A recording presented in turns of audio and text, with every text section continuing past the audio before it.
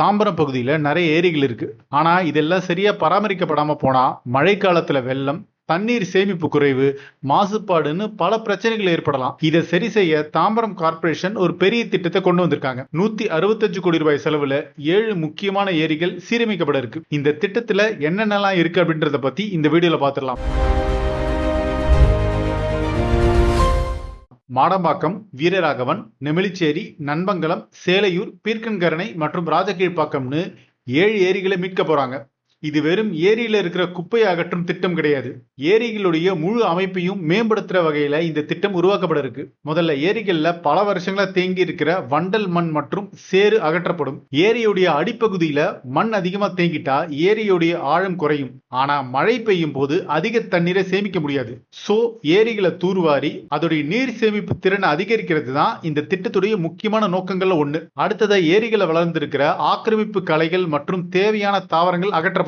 சில தாவரங்கள் வேகமா பரவி ஏரியுடைய நீர் பரப்பியை ஆக்கிரமிச்சிடும். இதனால தண்ணீருடைய இயற்கையான ஓட்டமும் ஏரியுடைய ஈகோசிஸ்டமும் பாதிக்கப்படலாம். அதனால இந்த இன்வேஷன் வீட்ஸ் அகற்றி ஏரியுடைய இயற்கை சூழலை மீண்டும் கொண்டு வர பிளான் பண்றாங்க. மழைக்காலத்தில் அதிகமான தண்ணீர் வந்தா பலவீனமான கரைகள் உடையும் அபாயம் இருக்கு.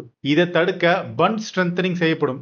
மேலும் ஏரிகள்ல இருக்கிற சர்ப்ளஸ் வேஸ்ட் மற்றும் ஸ்லூயிசஸ் மாதிரியான நீர் மேலாண்மை அமைப்புகளும் சீரமைக்கப்பட இருக்கு. ஏரிக்குள்ள வர தண்ணீரை எப்படி சேமிக்கணும், அதிகமா வர தண்ணீர் எப்படி பாதுகாப்பா வெளியேறணும், இப்படி இந்த முழு வாட்டர் மேனேஜ்மெண்ட் சிஸ்டத்தை மேம்படுத்த போறாங்க.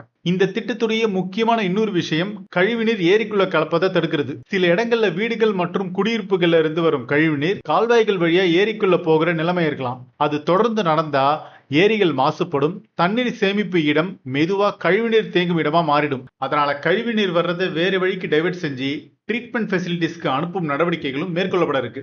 அதே போல ஃபீடர் சேனல்ஸ் மற்றும் சர்ப்ளஸ் ட்ரெயின்ஸ் மீட்டமைக்கப்படும். இதுதான் ஒரு ஏரியிலிருந்து இன்னொரு நீர்நிலைக்கு அல்லது தேவையான பகுதிகளுக்கு தண்ணீர் போக உதவும் முக்கியமான நீர்வழிகள். இந்த கால்வாய்கள் அடைக்கப்பட்டிருந்தா மழைநீர் சரியா ஓடாது. அதனால இந்த நீர்வழிகளையும் சீரமைப்பது திட்டத்தின் முக்கியமான பகுதியா இருக்கு. இப்ப இந்த ஏரிகளை வெறும் நீர்நிலைகளா மட்டும் வைக்காம பொதுமக்களுக்கும் பயனுள்ளதா மாற்ற முயற்சியும் இருக்கு. ஏரிகளை சுத்தி வேலி, நடைபாதைகள் மற்றும் சில இடங்கள்ல வாக்கிங் ட்ராக்ஸ் அமைக்கப்பட இருக்கு. அதோடு நாட்டு மரங்கள் நடுதல் மற்றும் பறவைகளுக்கான ஹேபிட்டட் உருவாக்குதல் மாதிரியான பணிகளும் செய்யப்பட இருக்கு. ஏன்னா ஏரி அப்படின்றது வெறும் தண்ணீர் மட்டும் இருக்கிற இடம் கிடையாது.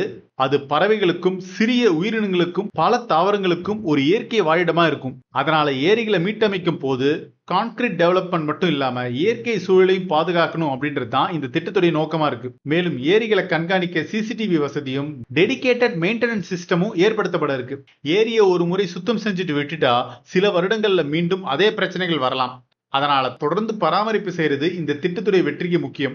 இது தாம்பரம் நகரத்துடைய எதிர்கால வளர்ச்சியையும் கருத்தில் வச்சுக்கிட்டு உருவாக்கப்பட்டது. இப்ப தாம்பரம் கார்ப்பரேஷன் எல்லை விரிவடைய இருக்கு. சுமார் சுத்தி இருக்கிற 19 கிராமங்கள் எதிர்காலத்துல தாம்பரத்தோட இணைக்கப்படலாம்னு சொல்லப்படுது.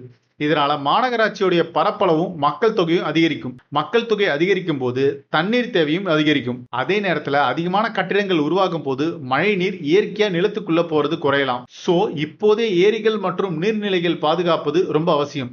இந்த திட்டத்தின் மூலமா நீர்நிலைகளுடைய எண்ணிக்கையும் அதிகரிக்கலாம்னு சொல்லப்படுது. இப்ப இருக்கிற நீர்நிலைகளோட சேர்த்து எதிர்காலத்துல சுமார் 35 வாட்டர் பாடிஸ் வரைக்கும் பராமரிக்கப்படும் நிலைமை உருவாகலாம். இந்த 165 கோடி ரூபாய் எப்படி செலவிடப்பட இருக்கு அப்படின்னு பாத்துலாமா?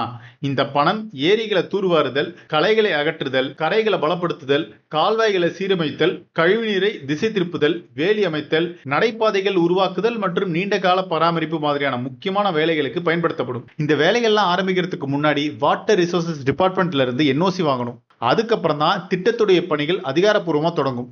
சோ தாம்பரத்துடைய இந்த 165 கோடி ரூபாய் திட்டம் 7 ஏரிகளை சுத்தம் செய்யறதை தாண்டி எதிர்கால வெள்ள பிரச்சனையும் குறைக்கவும், மழைநீரை சேகரிக்கவும், சுற்றுச்சூழலை பாதுகாக்கவும் மேற்கொள்ளப்படும் ஒரு புதிய முயற்சியா இருக்க போகுது. ஆனா இந்த திட்டம் அறிவிக்கப்படுறது மட்டும் போதாது.